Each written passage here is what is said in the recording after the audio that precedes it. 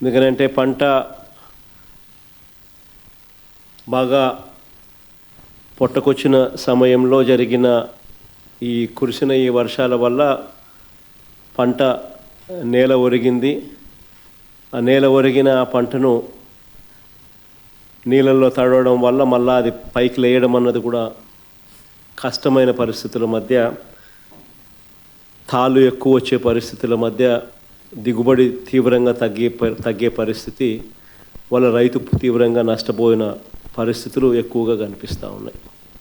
శ్రీకాకుళం నుంచి మొదలెడితే దాదాపుగా నెల్లూరు దాకా కూడా, ఇంకా నెల్లూరు నుంచి కూడా కాస్త ముందుకు కూడా ఈ ప్రభావం కనిపిస్తూ ఉంది.